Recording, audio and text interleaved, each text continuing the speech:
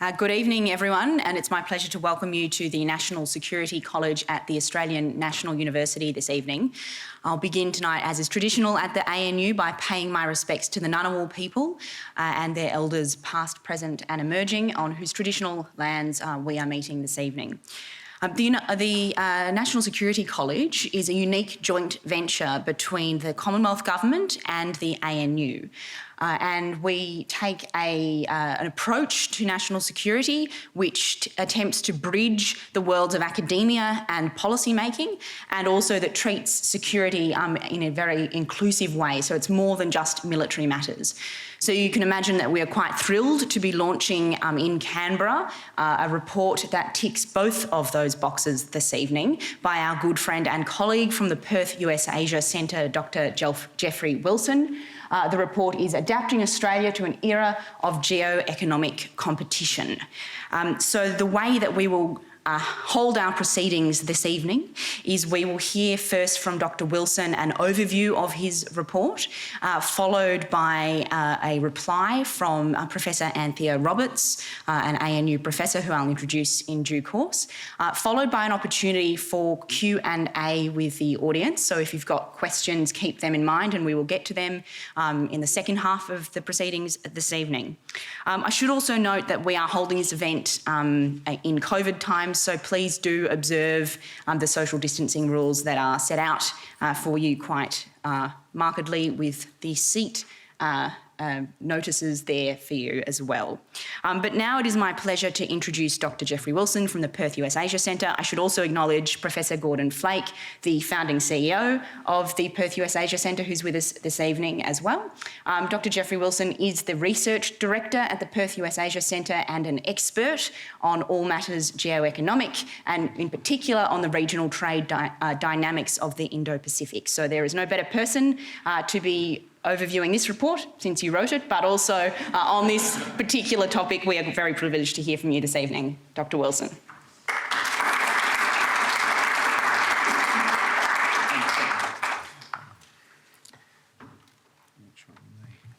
Correct location. There we are.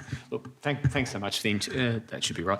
Thanks so much for the introduction, Catherine, and also thanks to this esteemed audience for coming out tonight. It's been a very long time due to our Federation's border closures since I've been either in Canberra or here at the National Security College. So it's really nice, for the first time in 14 months that I've left Western Australia, that the first trip could be back here and hosted with NSC. Really appreciate that.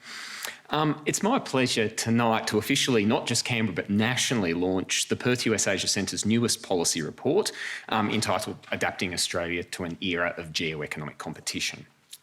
Geoeconomic competition has become a fact of life in the early 21st century. As international rivalries amongst major powers have re-emerged, economic policies have become a more prominent element in the toolkit of contemporary statecraft. Trade warfare, investment races and competitive institution building, even cyber war, have all become very commonplace. And many governments are now deploying these geoeconomic weapons for strategic gain.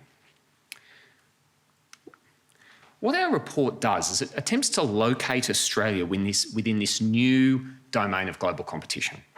Its point of departure is to recognise that geoeconomics poses serious challenges for both Australia's economic and national security interests. As an open economy, Australia critically depends on reliable trade and investment connections with the world. And as a medium-sized country, we realistically lack the scale to fight with the heavyweights when it comes to geoeconomic battles. So how can we best prepare Australia to manage emerging geoeconomic risks? Our report effectively asks 4 questions. What is geoeconomics and how does it work? Where's Australia most exposed to risk? What strategies have we deployed thus far and have they been effective? And what can we do to better prepare ourselves for geoeconomic contests in the future?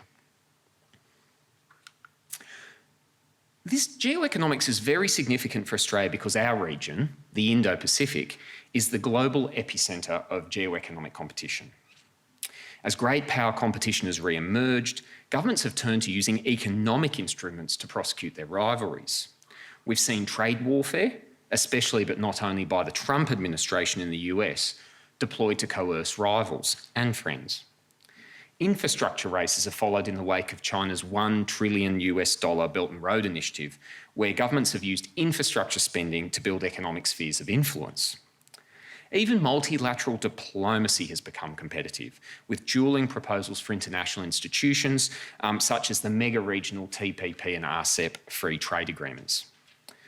So economics has, to some degree, become a proxy domain for strategic competition between the Indo-Pacific's major powers. So how do these strategies work? The operational logic of geoeconomics is that economic linkages between countries, such as trade, investment, people and information flows, carry more than just economic effects. They also have strategic implications for relationships of power by changing patterns of interdependence between countries. And as a result, economic linkages can be deliberately manipulated for strategic ends, such as creating dependence, coercing behaviour or establishing rules. Our report unpacks three mechanisms by which geoeconomics changes the nature of strategic relationships. The first and most familiar to us is transactional diplomacy, where a government offers carrots or sticks to another to get what they want. Investment packages are a frequently used carrot, while trade sanctions, as we are familiar with in Australia, are a fairly common stick. Structural linkage is deeper, where longer-term economic ties are fostered in order to change patterns of dependence and interdependence. Free trade agreements and cross-border infrastructure, devices which more permanently tie economies together, fall into this category. And political influence occurs when a government fosters political ties with interest groups in another country, with the aim of shaping that country's policy-making or national debate.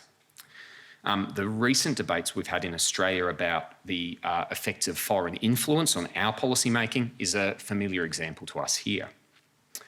But whatever the mechanism in question, what the concept of geoeconomics is telling us is that policies are, for better or worse, now a core part of the statecraft toolkit.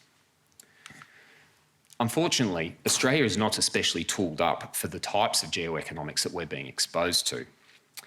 Since the 1980s, Australia has maintained what we could call a liberal foreign economic policy setting. This includes an advanced level of trade liberalisation, an open and market-based investment regime, and performance rather than politics-oriented aid program. Now, these settings have certainly worked well in the past, and they were critical in allowing Australia to set a world record-setting 29-year recession-free run in 2019. But in an era of geoeconomic contests, these liberal settings are a decided liability. Trade openness and our low tariffs means Australia has limited ammunition to deploy during trade wars and a lot to lose when we do. A market-based investment regime prevents politically negotiated investment deals of the type that we've seen, say, in China's Belt and Road Initiative. And a performance-oriented aid program sees aid go to where it's most needed rather than where it's most politically expedient. So Australia suddenly finds itself an economic liberal in a world of economic realists. Indeed, we are highly exposed to geoeconomic risks. As a medium and open-sized economy, Australia has many critical trade and investment linkages that become geoeconomic exposure points. Our challenge is also further compacted by a lack of diversity in our international economic ties. Australia's highly concentrated trade profile, which we have up here on this graph, illustrates the challenge. The Australian economy is very highly dependent on a small number of exports, predominantly natural resource or service products, which are themselves dependent on a very narrow set of trade partners, mostly in Asia. China, as you can see, looms especially large in this mix, as the #1 buyer of most of Australia's exports. And in a handful of cases, in products such as iron ore, bauxite, wool and timber, China is practically a monopsonist buyer. Now, these concentrated economic ties magnify our exposure to geoeconomic risks when they occur. When we're dependent on a handful of industries, which themselves each rely on a handful of customers, any potential problem that might occur at one of those linkage points carries an outside effect on our economic and strategic interests. And those problems are far from theoretical. Let me give you 3 recent examples of some of the geoeconomic risks Australia is being posed with alarming regularity. The first is the risk that Australia becomes a target for diplomatic coercion, geoeconomic style. As I'm sure most in this audience are aware, this is exactly what's occurred in the China trade relationship in the last year. Between May and November in 2020, China exploited Australia's trade dependence to apply sanctions to 13 different industries in a clearly telegraphed reprisal for Australian diplomatic positions on issues such as COVID, the South China Sea disputes, Hong Kong, and several other matters. While China has trade bashed many other countries before, the scale of the assault on Australia was quite staggering. The affected industries exported $54 billion to China in 2019. And that trade accounts for 34% of our exports to China and 10% of our national exports overall, which are now subject to some form of sanctions. So gone are the days, if ever they existed, that Australia could keep its economic and diplomatic relationship with China on separate tracks. A second but often overlooked risk is the prospect that Australia could become collateral damage in the geoeconomic battles of others. And indeed, this too has already happened. During the Trump administration, the US and China became entangled in one of the world's worst ever trade wars, with tariffs applied to over $700 billion of bilateral trade.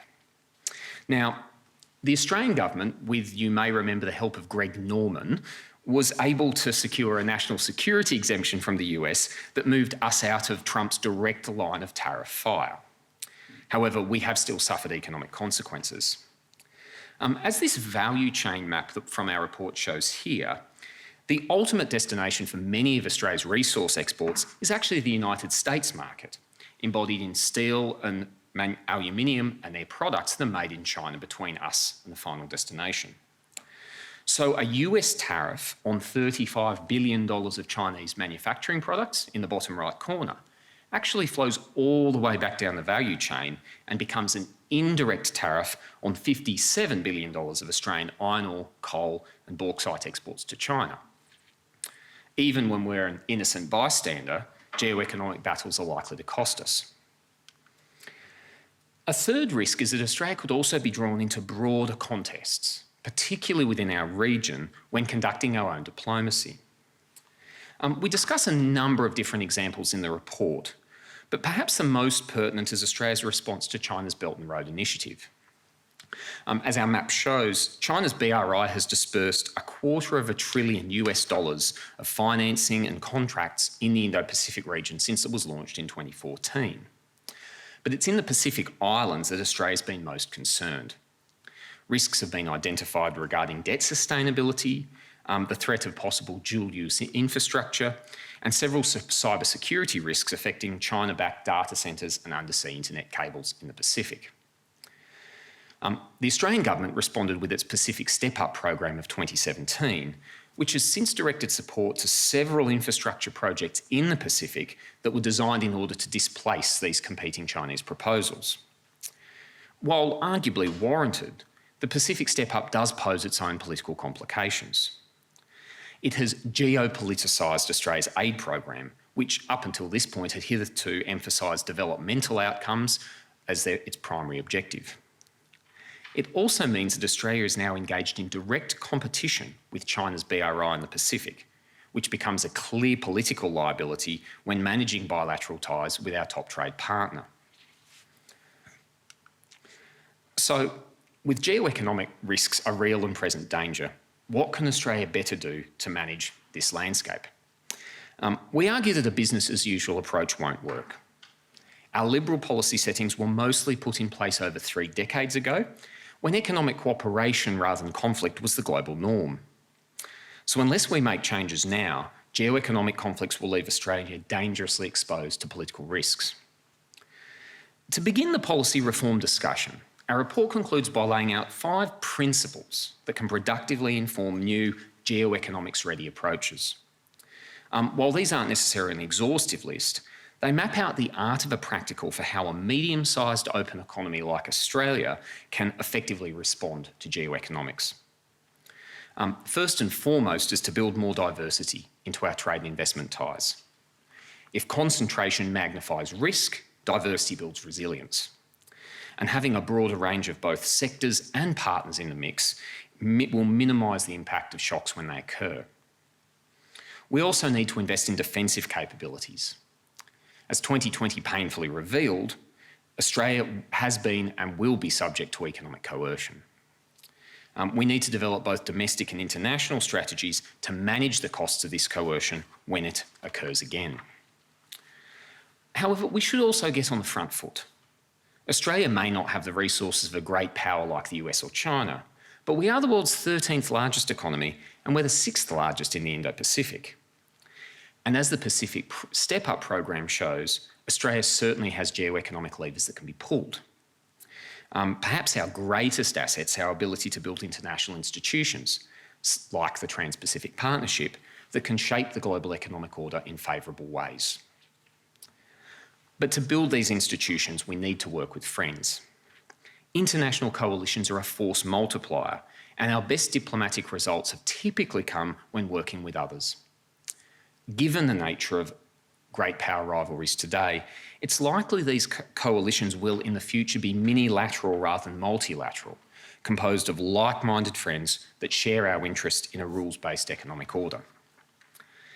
And finally, at home, geoeconomics is going to force us to think differently about how we make foreign policy decisions themselves. It can no longer be the sole preserve of DFAT or defence. The complexities of geoeconomics means that a much wider range of agencies will need to move towards the centre of the policymaking process, and businesses who are on the front line of geoeconomic conflicts will need to be brought into the room far more than they have. So in sum, we argue that the geoeconomic contests are a fact of life in the 21st century, are already posing real threats to Australia's economic and security interests, and are unfortunately not likely to go away anytime soon. But there are things Australia can do. Careful and calibrated changes to our foreign policy outlook, settings and processes can get us ready to manage these risks in the future. Or in other words, now's the time for Australia to adapt itself for an era of geoeconomics. And there's a link to our report. Thank you very much.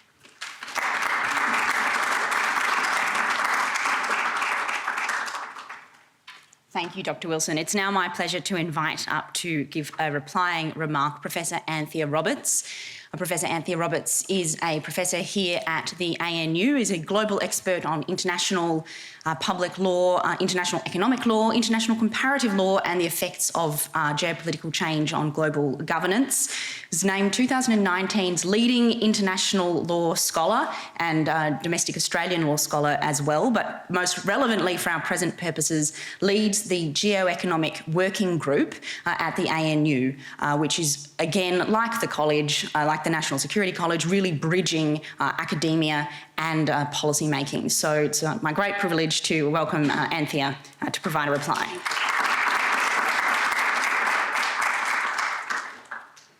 Can we go back one to this one? Great. Well, thank you very much for that, and thank you very much for the presentation of the report. This is an excellent and timely report dealing with something which is very much in the minds of policymakers and very much on the front pages of our newspapers and very much in the minds of the corporate boardroom. So I think this is a very timely report and very well done. What I want to do in this short discussion of the report is three things. The first thing is I want to zoom in on the idea about what makes Australia and Australian companies vulnerable. The second thing I want to do is zoom out to think about how do we take a systems level perspective on these issues. And the final thing I want to do is talk about the importance of taking integrative approaches. So let me walk those through in turn. The first is to zoom in about what it is that makes a country vulnerable. And here I want to go to the first recommendation, which is to diversify economic relationships to reduce risk exposure.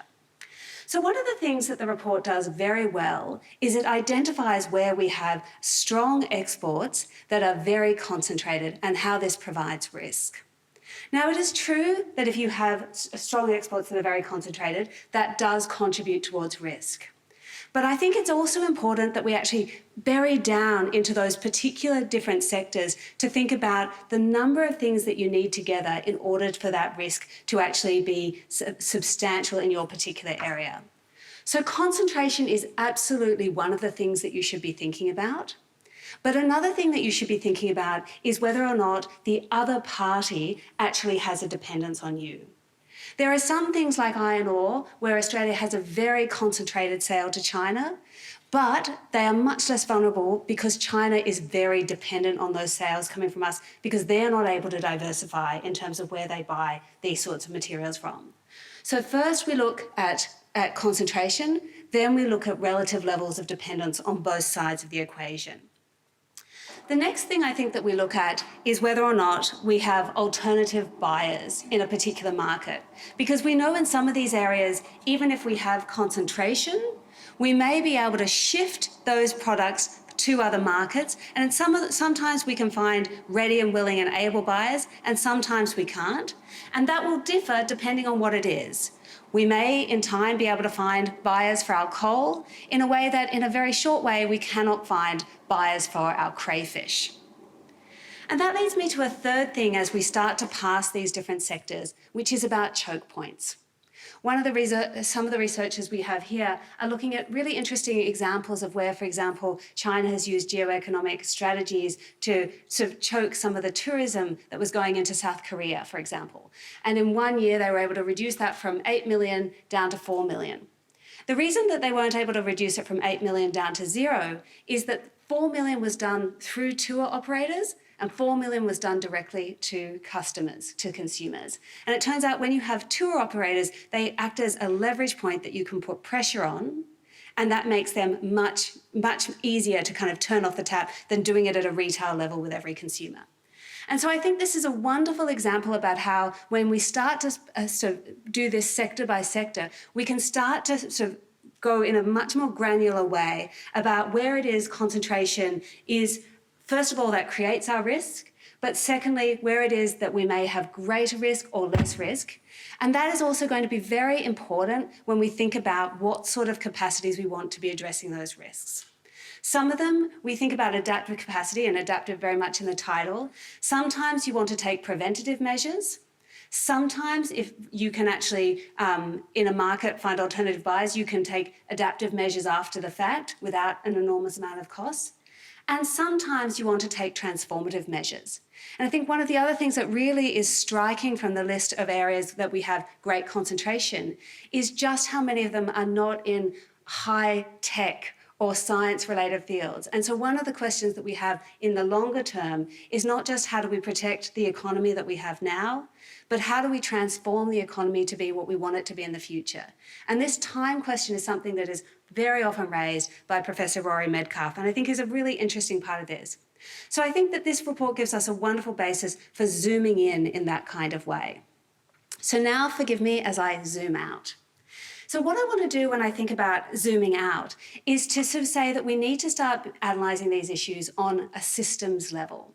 Because whenever you look at any individual thing that happens, often the relationship as a whole is more than the sum of the parts. And so as we see all of the individual sectors that have been hit, it's not that 1 + 1 + 1 = 3.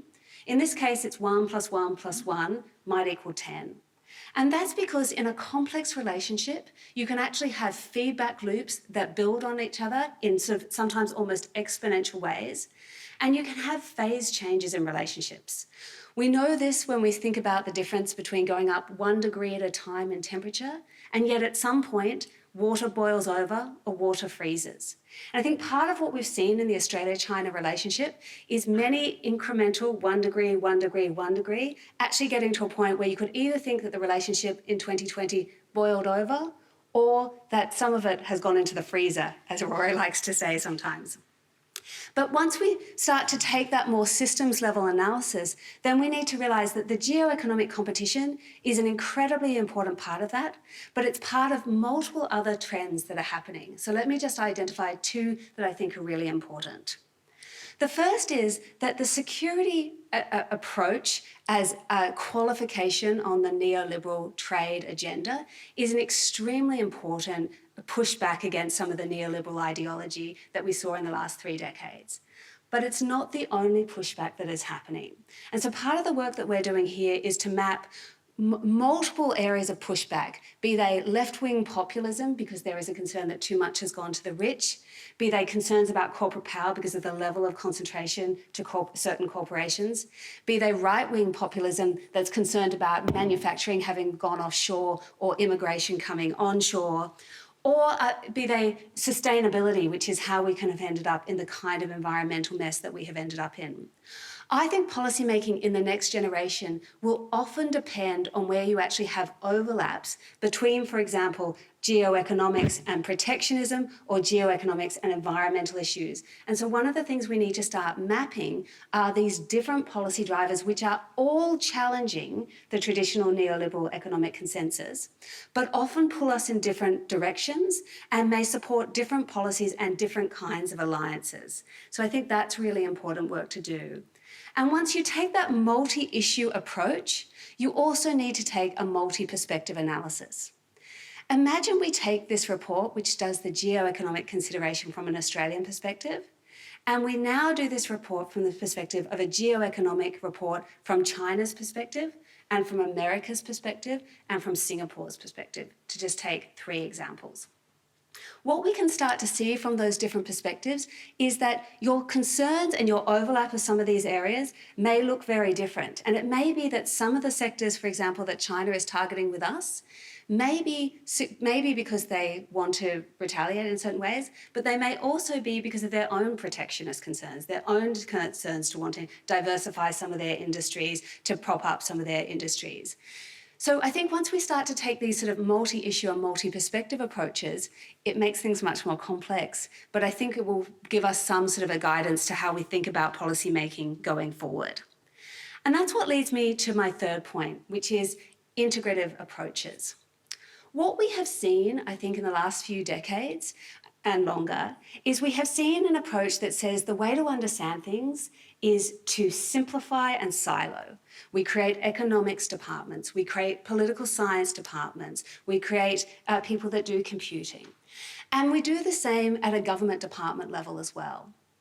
What we are seeing in the 21st century is that the big challenges we have, whether they are geoeconomic competition or climate change or some of the massive inequalities that we're seeing, they are reconfiguring our intellectual map, where the real action is not in any one of these silos, but is at the intersection of multiple silos. And the problem with that is we do not have the structures to think about how to integrate across domains. And this goes very much to the last point on Jeff's slides. We need to think about ways as a policymaker to integrate different perspectives, but also as educators, as researchers. And that's one of the really interesting things about something like what we're seeing with the National Security College in its new masters, is that when you take a concept like national security, and we now know, particularly over the last year, how much that is a concept that has brought in health pandemics, bushfires, geoeconomics, so very broad sectors, well outside traditional military and interstate conflicts. It's at those spaces that the integration starts to happen. But we don't really have yet very strong tools, I think, in our departments or in our universities about how we make that integration happen. I'm reminded here of the work of Howard Gardner, who was the person that came up with the 8 multiple intelligences. And he says not only are there 8 multiple intelligences, but there are different kinds of minds. One type of mind is the disciplining mind. You know economics, you know security, you know the environment.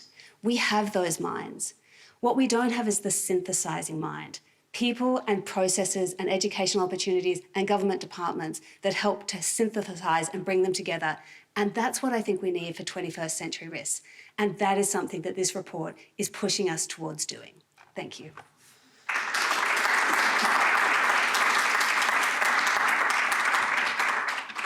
I'd now like to invite you back to the stage, Anthea, and also Jeff, for a Q&A session.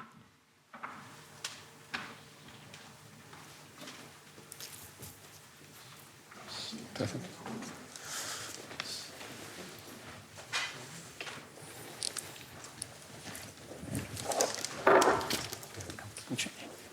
So what I will do is take the chair's prerogative here. I've got 2 questions I want to put to you both first, and then if others in the audience have questions, start thinking about those now. But my first question to you both, and starting with you, Jeff, is It's around the who. So one of the rubs of geoeconomics is that it is foreign policy, it is geopolitics playing out at the level of businesses, of the private sector and of enterprise. And when we come to formulating a response, often the units who are caught in the crosshairs of geoeconomics, as it were, are ordinary people, they're ordinary businesses. They might be suffering collateral damage as a result of the foreign policy decisions of their government. Who do you want to take action to adapt or respond or defend to the new geoeconomic world order? Is it for governments or businesses? And how do you make businesses follow the rule of government when we live in a market economy?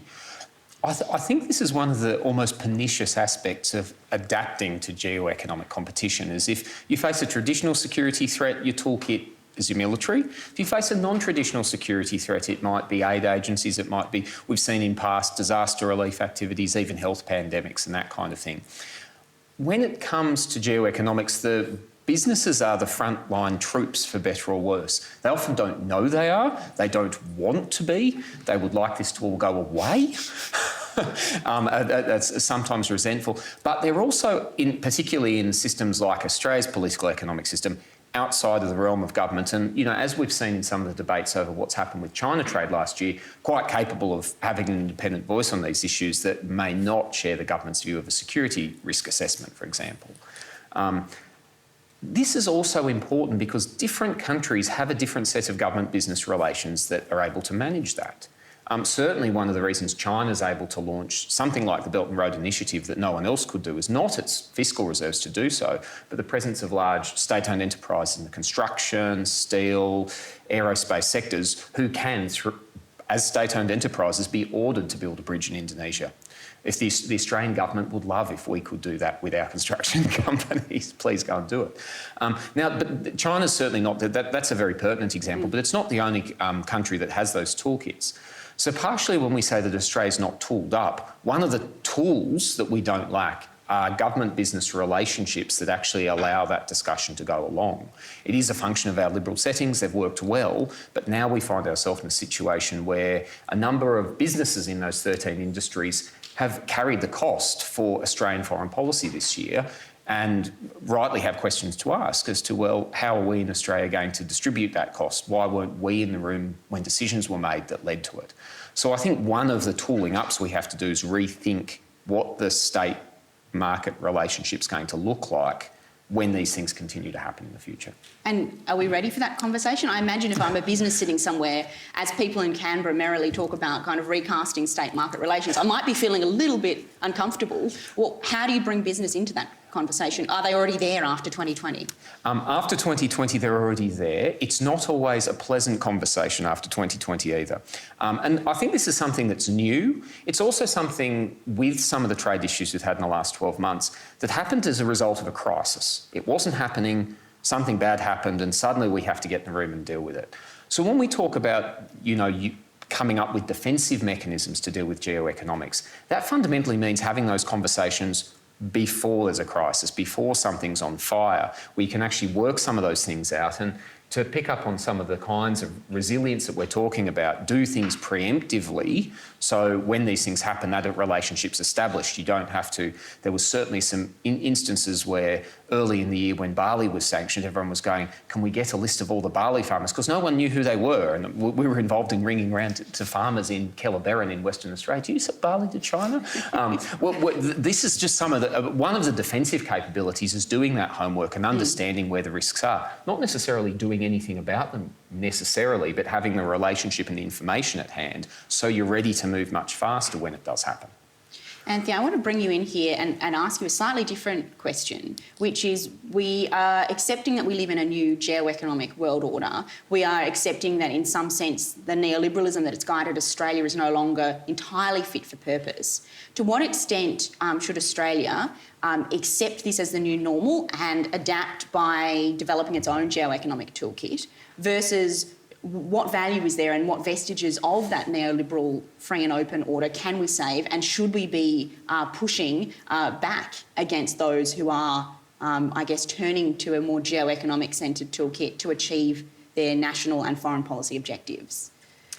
Yes, I mean, I think that's a really good question and a really good example of the sort of difference between the transactional thinking and the systemic thinking, right? So the transactional thinking, I think, would often make you think about a particular geoeconomic activity and should we sort of respond and be defensive and what do we do in that case. The systemic one then actually asks sort of what sort of a system do we have and what sort of a system do we want to promote? And I think part of the disconnect that we're seeing, I think, in the policy community is it's not just that some of the policy community were very committed to the neoliberal order. It's that they want to be a drag effect on some of these geoeconomic tendencies. They want to sort of say, yes, it may not be that we have exactly the same neoliberal ones, but we don't want to escalate these geoeconomic tendencies because these geoeconomic tendencies are coming and being pushed by, you know, China and the US, which are both much stronger powers and much better equipped to play in this game. We're a much smaller one, we're much more sort of open, we're much more exposed, and as a middle power, we want to have international rules based up. And so I think a lot of what we're seeing at the moment is a concern about not wanting to do things that lead to that boiling over, when the system level, they accept needs some changing, but they don't want it to change radically. But I think we're also not at a position where we're going to be the ones setting what those new agendas are. So I think it's going to be very hard, for example, when we think about like-minded allies, it's very, very hard for the US to sign on to trade agreements that look like they used to look like. And that's not just because of China. That's also because of the domestic protectionist push. It's also because of the corporate power concerns. It's also because of the left-wing populist concerns. And many of those concerns are actually not as strong in Australia. And so I think one of the things that we need to be thinking about is, I don't think we're going to go back to where we were. I don't think we want to go fully to a geoeconomic world order. And yet I think we do need to work out something which will be a recalibration that's not really driven as much by our politics, but by the domestic politics we see in a bunch of other leading countries. That's fascinating and a good point to open it up to broader conversation. I'll just invite you, if you've got a question, put your hand up. We have some mics in the room and they will come around to you. Feel free to kind of say where you're from and ask a short, sharp question with a question mark, hopefully, at the end.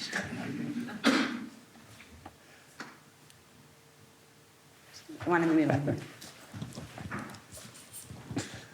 G'day, thanks. My name's Mark Sawyers. I'm Anthony Albanese's Foreign Affairs and National Security Advisor. So I come to this as a policy thinker. I was very impressed by your idea about systems thinking and the sort of integrative thinking that we need to engage in. I wanted to ask whether you can point to examples in the foreign policy and national security community where you think that's actually happening and happening well. I'm very conscious we need to find those models very quickly and start adapting to them and creating them and rolling them out. So I'd be interested if you could point to any.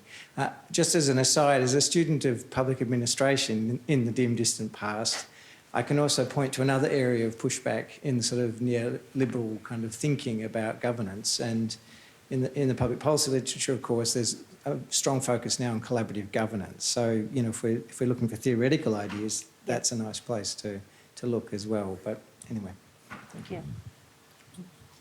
Do we want to take two or do you want a response? If we got a second? There was a... Oh, yes, Professor Bell. Sharon Bell, I'm the Dean of the College of Asia and the Pacific. Thank you very much for the presentation. I wanted to pick up on the question of the role of business in this space in the context that the most recent Edelman Trust Index showed some really interesting new change developments. One is that business is purportedly one of the most trusted sectors now, and you know, governments less so, academics and scientists less so also. But the interesting thing, the telling thing and the relevant thing about business is that it's trust in businesses you know, trust in businesses with whom you have relationship. And so I wanted to pick up in this complex systems approach, where does that question of relationship come in and how do we actually factor those dynamics into our thinking about the ecosystems that we're dealing with? Might start with Anthea first and then go to... So I don't yet have good examples of where I'm finding this. And the reason I say that is that we're actually starting a course next week, teaching at the National Security College on leadership, risk and crisis management. And the purpose of the course is actually to try and develop these frameworks that make us think about how do we think about risk and resilience across a variety of threats and hazards. We've taken everything from climate change and bushfires through to COVID, through to geoeconomic risk, through to some of the traditional sort of national security concerns like terrorism. To try and start to build these integrative frameworks, I can tell you through the preparation of that I have not found it anywhere, but that is where we're hoping to go with this. And I think it's something that we can clearly see we need it in policy making. But I think your idea that you may be able to find ideas from elsewhere is absolutely on point. So, for example, some of the best thinking that we're finding to transport across into the geoeconomic domain about resilience is actually coming from the environmental disaster management area. And these are communities that usually just don't speak at all. So I think there's a real possibility for that cross-pollination.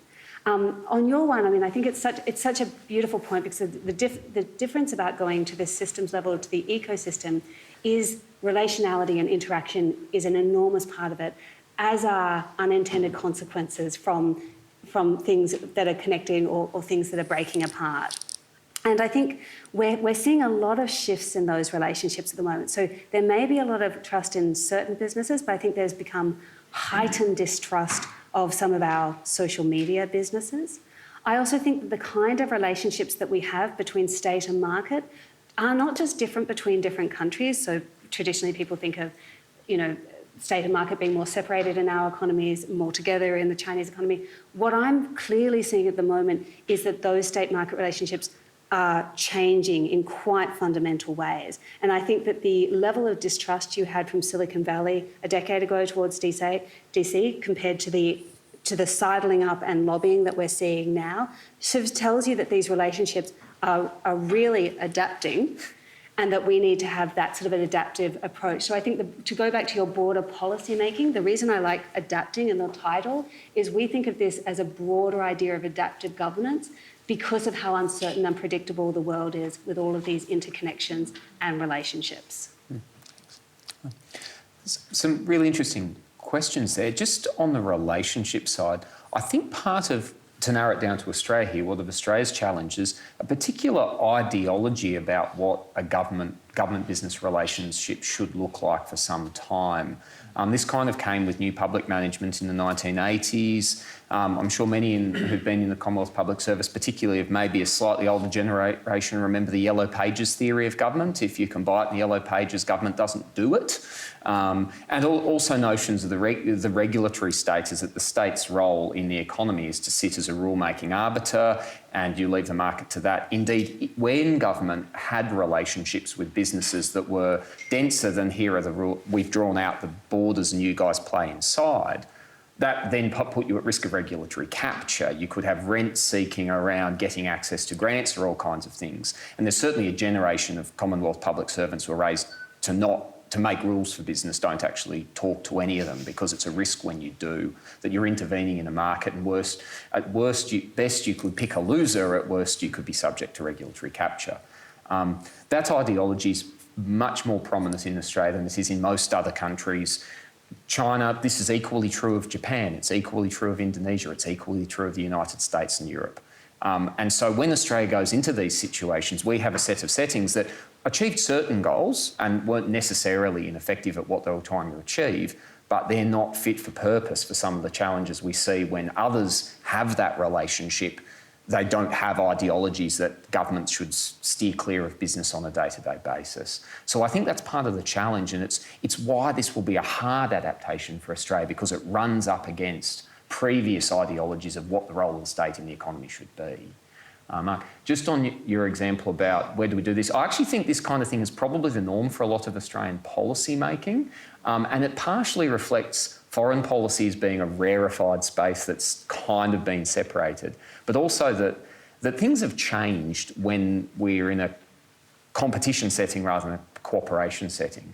So like a classic example of this would be how Australia's trade diplomacy worked as late as 5 years ago. We would find a large country in Asia that we thought we could trade more with than we presently were.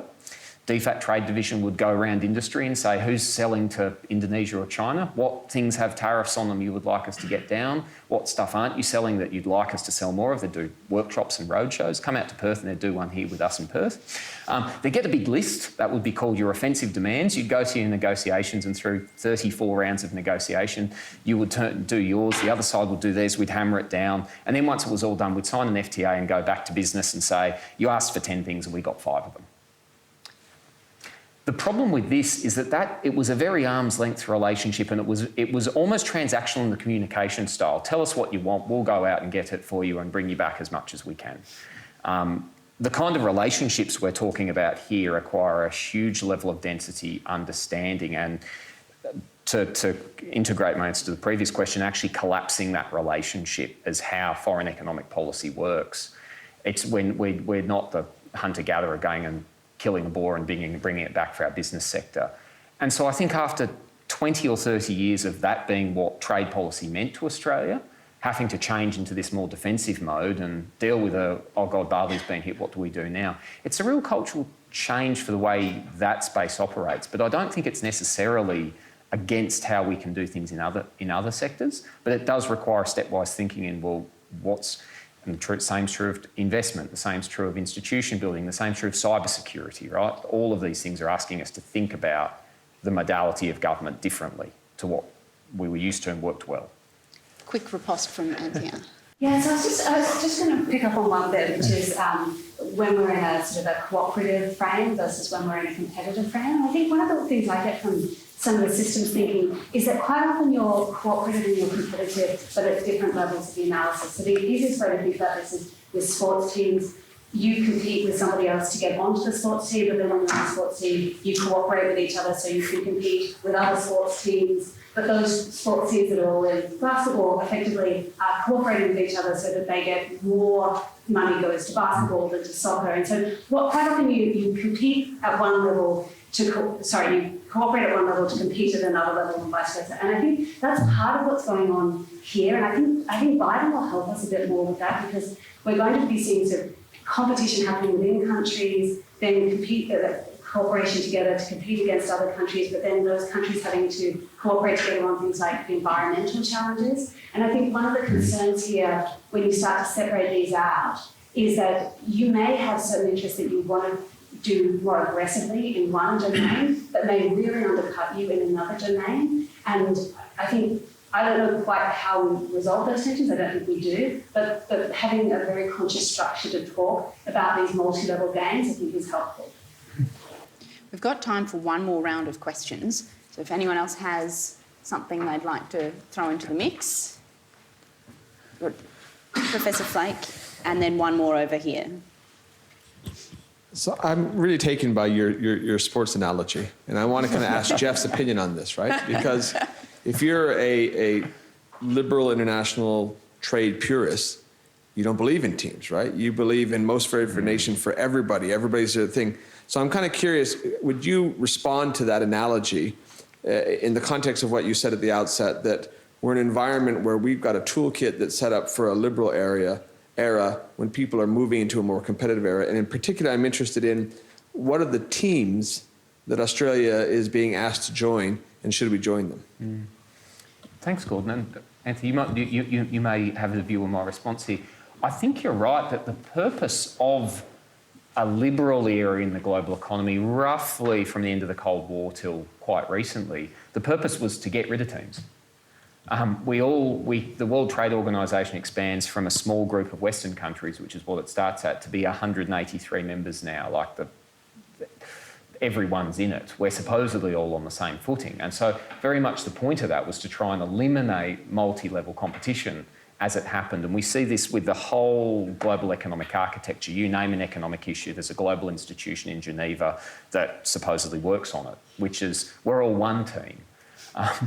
What this is kind of marking is that the team logic is coming back once you see that. So there's both the individual competition, but then once the multi-level thing comes in, you go, okay, well, a country like Australia might not do so well competing on our own, but we can chuck up with a couple of others and then we become competitive at a different level. Part of the reason that we recommend minilateral is that because of those levels of dissensus, often the grouping is going to be smaller.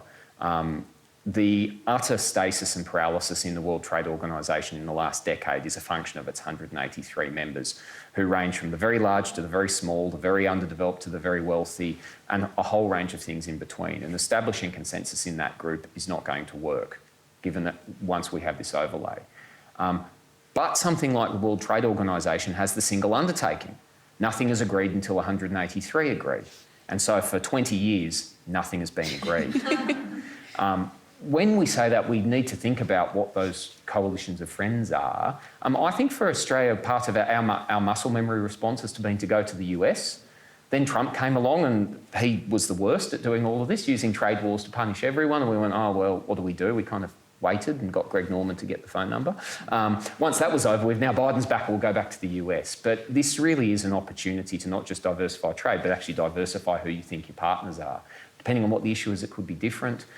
Japan has been a long-standing partner. There's a lot of stuff on the economic front we could do with Vietnam, which is bizarrely the most pro-free trade country in Asia at the moment, midwifing the RCEP trade agreement at the ASEAN summit last year. So the specific constellation of who that is different, but it's probably going to mean for Australia or our partners that the feasible set group is going to be 5 or 10, not 25 or 183. Just quick. Yeah. Just to say, I think part of what's, and this is one where you see an economic issue and a security issue are somewhat separate, is that I think that we're all been sort of playing football, but the Western states have been playing soccer-type football, and the Chinese have been playing gridiron-type football. And they're all turning up on the same team, trying to play the same game now, saying, oh, well, it's all football, but actually they're playing very different games, and the reality is that's partly why we can't agree on rules at the World Trade Organisation, that they have very different strengths, you play very differently, and frankly, soccer players will start playing differently if they're on the field with gridiron players. They will start putting on the helmets, they'll start putting on shin pads, they'll start putting fur balls and all the rest of it. So part of what we're happening at the moment is that we haven't been playing all the same game, and that's not just a security issue, that's a kind of an economic issue.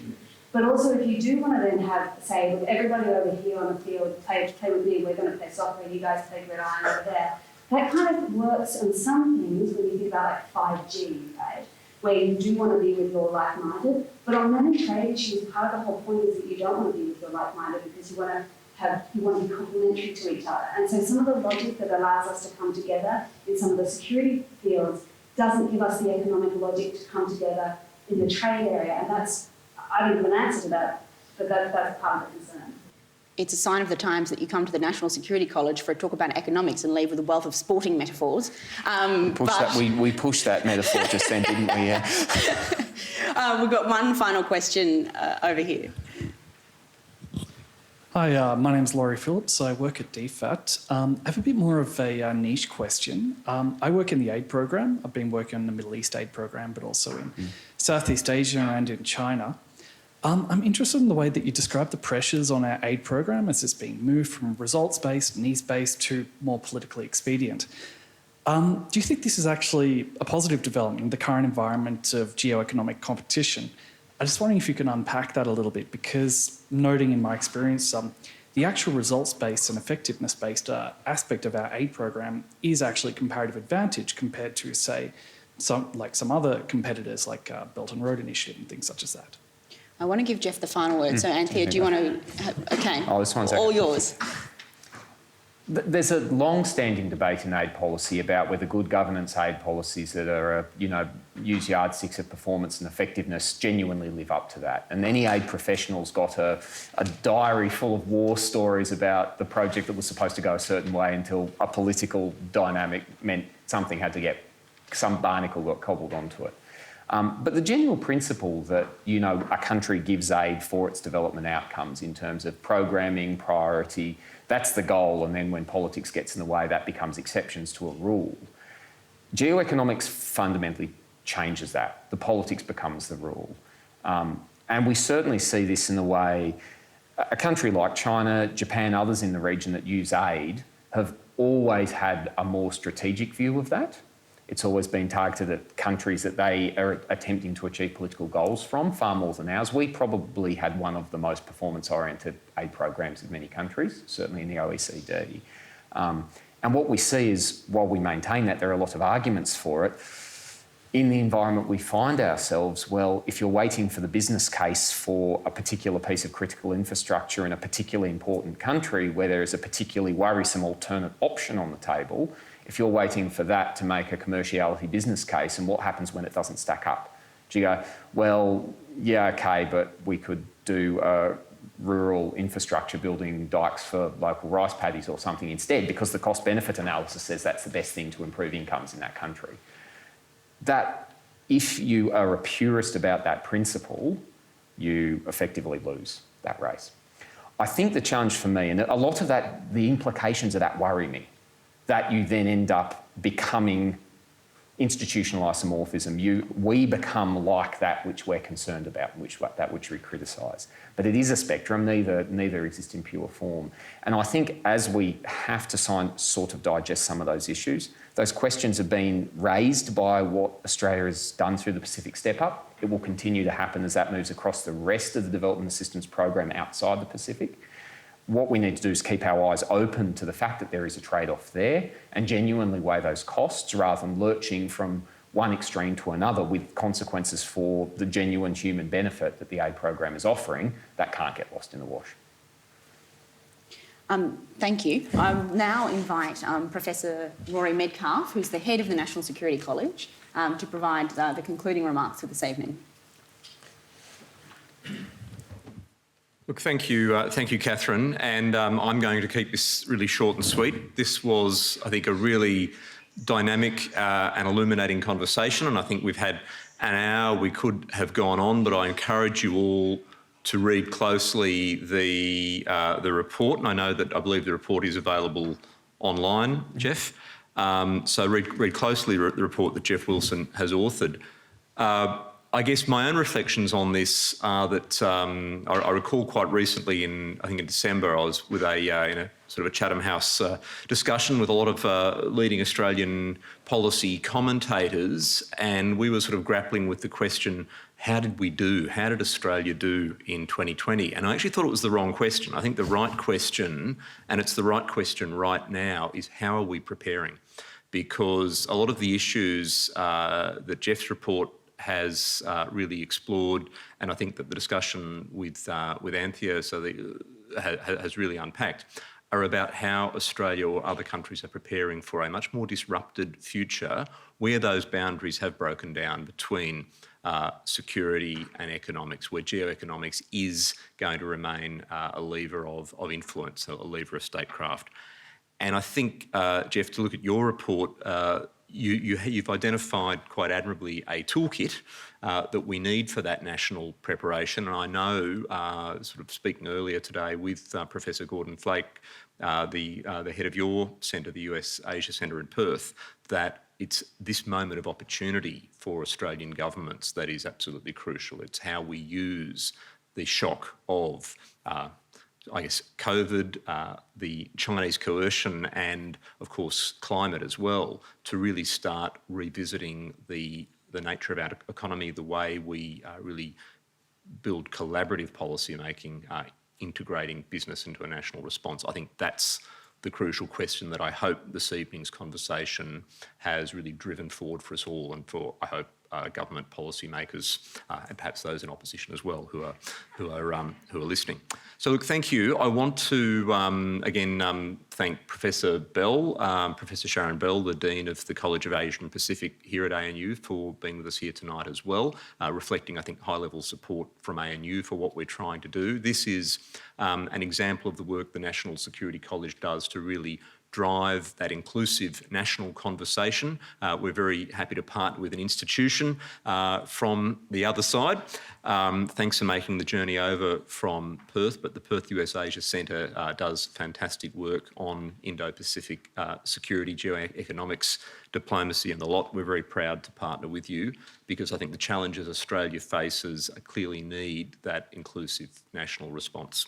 partnership. So please join me now in thanking, in particular, our visiting author of the report, Dr. Jeffrey Wilson, but also Professor Anthea Roberts of ANU, who will be leading, as you'll see in the next year or two, a really expanded geoeconomics program that I think will build on Jeff's excellent work. Thank you.